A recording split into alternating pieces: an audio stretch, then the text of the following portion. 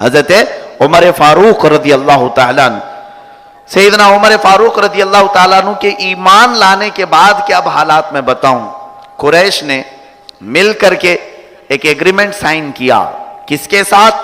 حضور صلی اللہ علیہ وسلم کے خاندان والوں کے ساتھ، خاص طور پر بنو ہاشم، حضور کا جو خاص خاندان، یہ کہ محمد اور ان کے ساتھیوں کے ساتھ مکہ میں نہ کوئی تجارت کرے گا، نہ کوئی لین دین کرے گا، نہ کوئی رشتہ داری، نہ سلام کلام، مکمل سوشل بائیکاٹ ہوگا۔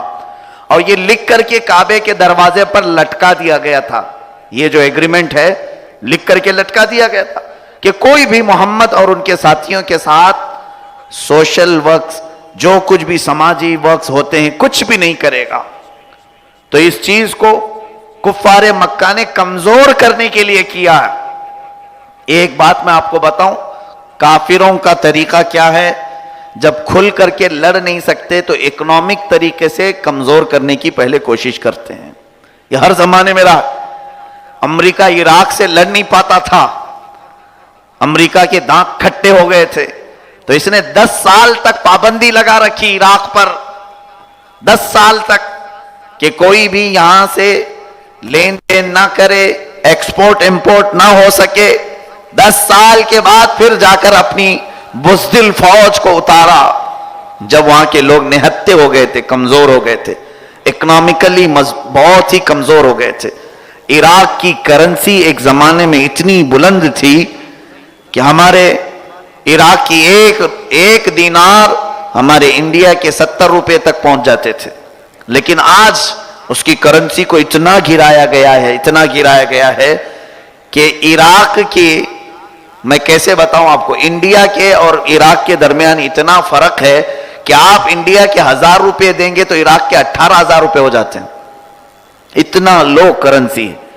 18,000 روپے، ہمارے 1,000 روپے ان کے 18,000 روپے ہوتے ہیں۔ اتنی کرنسی کو ڈاؤن کیا گیا، اور مہنگائی اتنی زیادہ کہ اگر آپ وہاں کے ریٹ کے اعتبار سے دیکھیں، ایک وقت کا کھانا ہی 12,000 روپے کا ہوتا ہے، ان کے 12,000 روپے۔ تو اس اعتبار سے اکنامیکل جنگ لڑی جاتی ہے۔ کافروں کا طریقہ ہر زمانے میں یہی رہا۔ حضور صلی اللہ علیہ وسلم کا سوشل بائیکاٹ جو ہوا وہ حضرت عمر کے ایمان لانے سے، جب دیکھا کہ ایک قوت والا پہلوان انہیں ملا ہے، ان سے مقابلہ ہونا مشکل ہے، تو ان کے ساتھ اب یہ جنگ نہیں تلواروں کی یا دو بدو جنگ آمنے سامنے کی نہیں کی جائے گی، بلکہ پہلے ان کا سوشل بائیکاٹ کرو، سارے آنے جانے کے راستے ان کے بند کرو، سامان نہ ہو، نہتے ہو جائیں، کمزور ہو جائیں، تب پھر ان کے ساتھ مقابلہ کرو۔ یہی حال عراق کے ساتھ ہوا، یہی حال ملک شام کے ساتھ ہوا۔ ملک شام میں کتنے سالوں سے رسد خوراک نہیں پہنچتی، یمن کے ساتھ یہی حالات، افغان کے ساتھ یہ حالات، جتنے اسلامی ممالک ہیں ان سب کے ساتھ یہ حالات پیش کیے جا رہے ہیں۔ اور اتنا ہی نہیں، بلکہ اب نئے حالات آپ نے دیکھے ہوں گے، اخبار سنے بھی ہوں گے، ترکی کے ساتھ بھی اب یہی حالات پیش آ رہے ہیں۔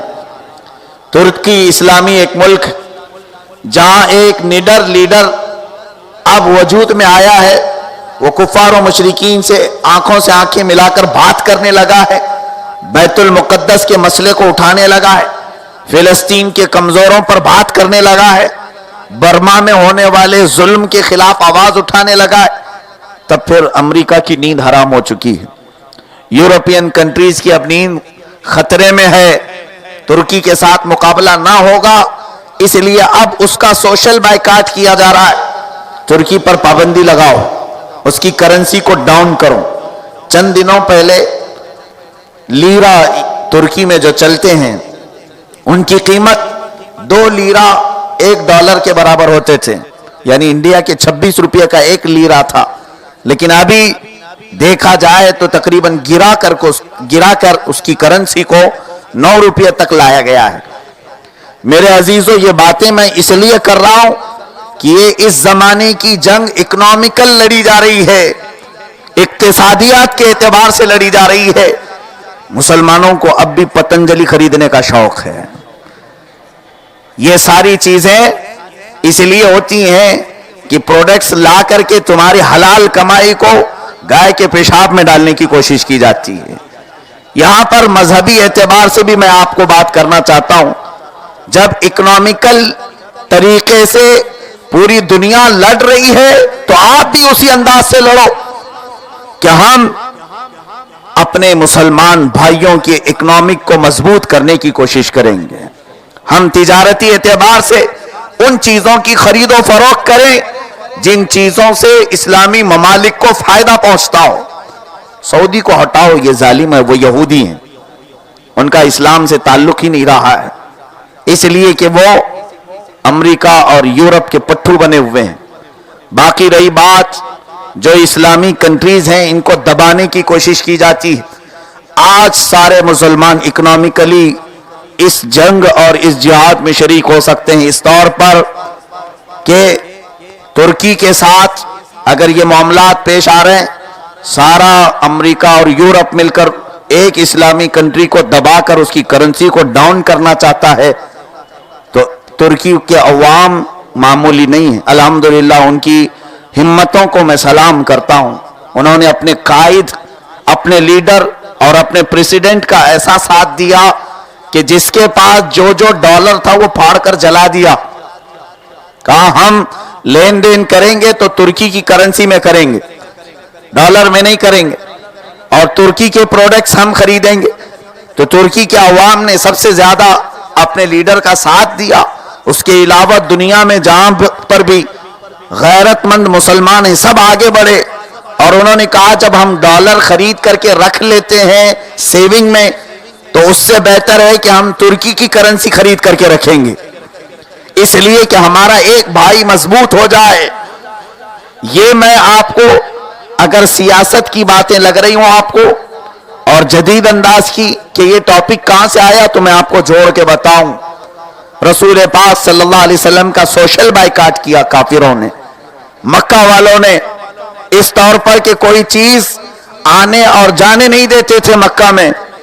हुजूर पाक सल्लल्लाहु अलैहि वसल्लम के साथ जो लोग थे उन्होंने फरमाया कि हुजूर ने कई दिन पत्ते खाए हैं, दरख्त के पत्ते खाए जाते, चमड़े खाए जाते थे। कुरैश को चमड़े खाने पर मजबूर कर दिया था। एक सहाबी हजरत साद बिन मुआज रदी अल्लाह ताला मदीने के रहने वाले थे और मदीने के आम आदमी नहीं थे, रईस आदमी थे, और वो ईमान ला चुके थे पहले ही मदीने में रहते हुए ही। जब उन्होंने देखा कि हुजूर सल्लल्लाहु अलैहि वसल्लम का और यहाँ के मुसलमानों का सोशल बाइकाट चल रहा है, वो हजरत साद बिन मुआज, कैसा ईमान है, यही ईमान तो मैं चाहता हूं कि हमारे दिलों के अंदर आ जाए। वो आए हुजूर अकरम सल्लल्लाहु ताला अलैहि वसल्लम के साथ उसी घाटी में रहे जहां पर आपका बाइकाट करके हुजूर को रखा गया था। और हजरत साद बिन मुआज बहुत पैसे वाले थे, लेकिन अपने साथ कुछ चमड़े लेकर के आए थे, कुछ पत्ते लेकर के आए थे, और वही चमड़े गर्म करके पानी में और वही पत्ते चबाकर खाने लगे। रसूल पाक सल्लल्लाहु अलैहि वसल्लम ने फरमाया, साद बाइकाट तो हमारा है, मदीने वालों का नहीं, तुम लोग खुश रहो। हजरत साद कहने लगे, या रसूल अल्लाह सल्लल्लाहु अलैहि वसल्लम, आपका और अहले ईमान का बाइकाट किया गया हो और हम अच्छी ग़िज़ाएं खाएं, ऐसी जिंदगी पर हमें लानत हो। साद अपने घर में अच्छी ग़िज़ाएं खाएं और यहां मक्का में अल्लाह के नबी सल्लल्लाहु अलैहि वसल्लम पत्ते खाएं, मुझे ये कब गवारा होगा। तो ये सहाबा का तरीका था कि जब कभी कुफार और मुशरिकीन ने अहले ईमान का बाइकाट किया है तो वो चाहे जहां पर भी रहते हो, उन ईमान वालों की दिलजोई के लिए वो अपने मकान से निकल करके आ जाते थे। जो वो खा रहे हैं ये खाते थे। आज हम लोगों को कुछ फर्क नहीं पड़ता है, फिलिस्तीन मर रहा है तो मरने दो, मुल्क के शाम पर बम बरसाए जा रहे हैं तो बरसाए जाने दो। हमारी नींदों पर न फर्क आता है, ना हमारे रहाइश पर फर्क आता है। हम पूछते भी नहीं कि हमें इस वक्त क्या करना चाहिए, मशवरा तक नहीं लेते कि हम सब ये बयानात सुन रहे हैं, जुल्म हो रहा है, जुल्म हो रहा है, जरा ये तो बताएं हम क्या अमल करें। बहुत सारे अमल के रास्ते हैं, मशवरा लें तब तो पता चलेगा। अजीजान गिरामी, सैयदना उमर इब्न खत्ताब रदी अल्लाह ताला अन्हु की जुरतमंदी और दिलेरानापन इस्लाम में भी इस तरह से कायम रहा کہ جب رسول کریم صلی اللہ تعالی علیہ وسلم ہجرت فرما کر مدینہ طیبہ تشریف لے گئے تو حضور کے ساتھ صرف حضرت ابو بکر گئے تھے، لیکن جو صحابہ پیچھے رہ گئے تھے، جو بھی مکہ چھوڑ کر مدینے جاتا کفار و مشرکین جمع ہوتے اور اتنا مارتے کہ وہ خون خون ہو کر مدینہ پہنچتے تھے۔ بہت سارے ایسے صحابہ ہیں، حضرت مصعب بن عمیر، ان کی والدین ہی ان کو گنڈے لگا کر کے مارے تھے، اتنا مارا تھا کہ ان کے پورے جسم کو خون خون کر دیا تھا، حتیٰ کہ ان کی سگی ماں مصعب بن عمیر سے کہتی ہے کہ ہماری جائیداد سب تجھے نہیں دی جائے گی۔ انہوں نے کہا ٹھیک ہے رکھ لو، میں جا رہا ہوں مدینے۔ جانے لگے تو پھر پیچھے سے پکار کر کہتی ہے اے مصعب، تمہارے جسم پر جو لباس ہے نا وہ بھی ہمارے پیسوں کے ہیں۔ حضرت مصعب نے وہ لباس بھی اتار کے دیا، ٹاٹ کا کپڑا پہنا، گونی جو ہوتی ہے وہ ڈال کر کے مدینے پہنچے تھے۔ جب مدینے پہنچے تھے تو ان کے گھٹنے بھی ٹوٹ گئے تھے۔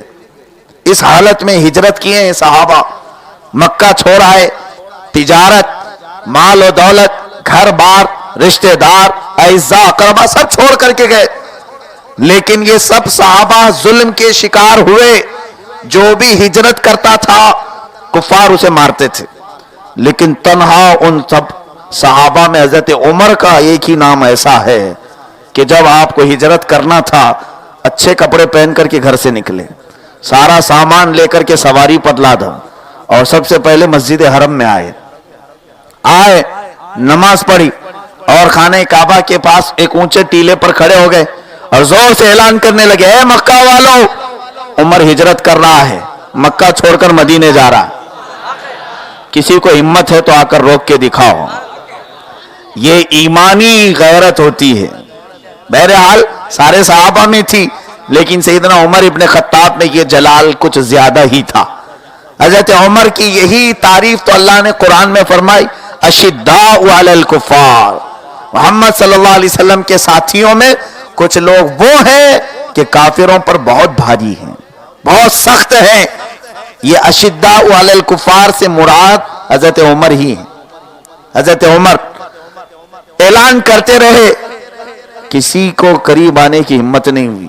حضرت عمر پھر اپنی سواری پر بیٹھ کر پورے مکہ کو 3 مرتبہ گلیوں سے گھمایا اپنی سواری کو، ہر گھر کے سامنے سے گزرتے تھے۔ شام ہو گئی، کوئی نہیں آیا تو مدینے کے راستے پر چل پڑے، اور اس شان سے آپ کی ہجرت ہوئی، علل اعلان ہجرت کیا۔ ایمان لائے تو علل اعلان لائے، اور اس کے بعد نماز پہلی پڑھی تو علل اعلان نماز پڑھی، ہجرت بھی کیا تو علل اعلان ہجرت کیا۔ اللہ ہمیں عمر ابن خطاب کا جذبہ عطا فرمائے۔ وہ قوت اور وہ جرأت مندی، جب کسی کے دل میں یقین راسخ ہو جاتا ہے تو اللہ تعالیٰ کی طرف سے غیب سے اس کے اندر توکل پیدا ہوتا ہے، وہ اپنے رب کی ذات پر ایسا بھروسہ کرتا ہے کہ آنے والے خس و خاشاک کو وہ نظر انداز کرتا ہے۔ یہ حضور صلی اللہ علیہ وسلم کے سچے جانثار ساتھی سیدنا عمر فاروق کے اندر بہت کامل جذبات